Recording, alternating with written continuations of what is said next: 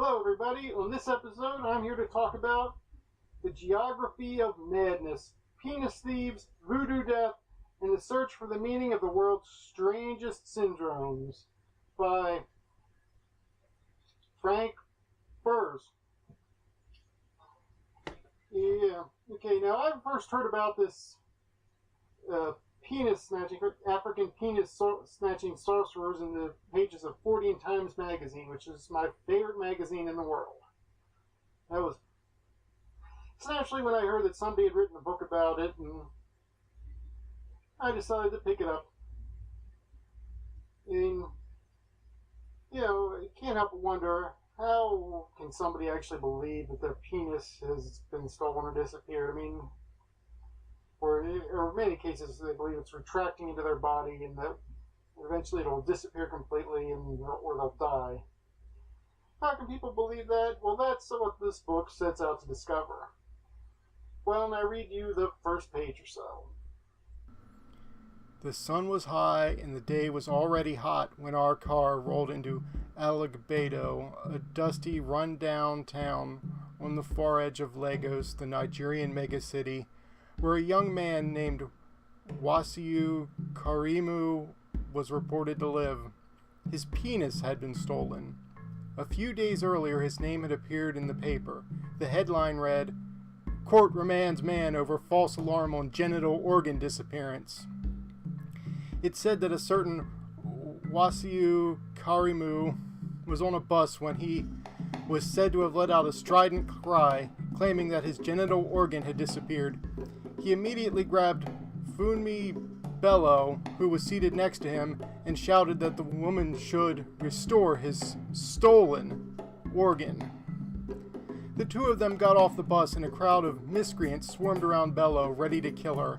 But a passing police patrol intervened and stopped them from lynching her and escorted the two to the police station. There, Karimu told the commissioner his organ was returning gradually.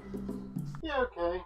As you can tell, this author's a fairly good writer. He's apparently a reporter or something, or journalist of some kind. Mostly, apparently, travel articles and stuff.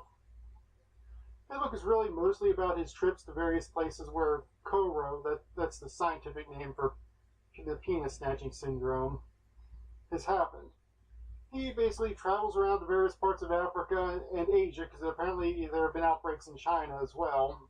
And he tries to find out what he can by talking to local doctors, both, Western and when he's in China, talking to the traditional Chinese type of doctors, and basically he completely fails to find anybody that remembers anything, or anybody with any information at all.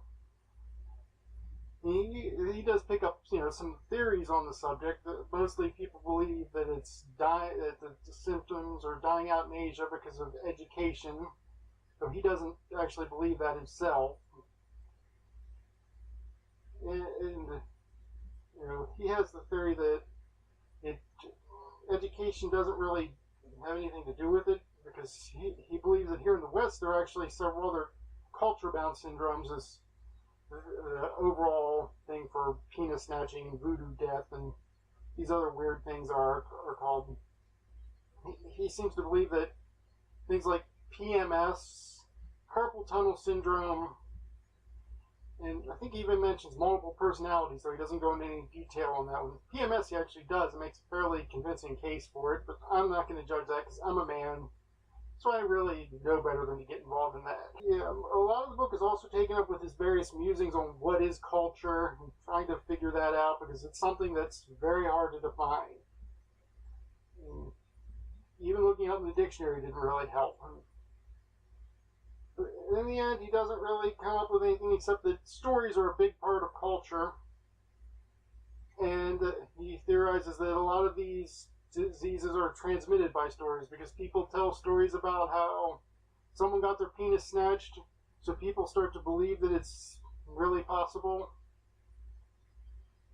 and that's how it spreads. And that certainly seems possible to me. I mean, that would explain a lot of the weird occasional panics you get in the West, like the 80s satanic ritual abuse panic. People heard stories that there were evil satanic cults in all the daycare centers, butchering babies and making children take part in rituals and all that crap. And people heard the stories, fit in with their worldview, they believed it, and they acted on it.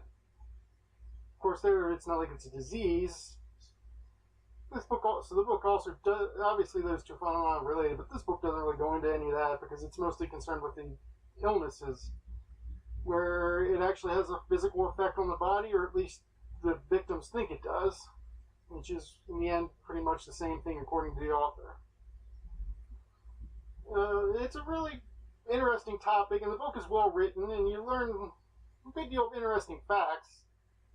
The only real problem is he doesn't manage to reach any sort of conclusion, which, it's not really surprising that he can't reach a conclusion for something like this, especially since he's a reporter or journalist or whatever, and not a doctor or scientist of any sort. But even so, I've got to hold a lack of any real conclusion against the book, at least lately. So, while I will recommend it to anybody with an interest in Fortean topics or human weirdness, or Koro, or culture-bound syndromes, or anything like that, I'll give the book a B+ ranking because it's really well written and interesting and entertaining, but lacks any real conclusion.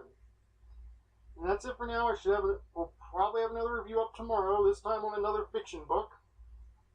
So you keep reading your books, and I'll keep reading mine, and maybe we'll find some good books. If you like this video, please click subscribe or watch some of my older videos. If you think the book I reviewed sounds interesting, buy a copy. There are always links to the Amazon store in the description for this book and any other books I mentioned.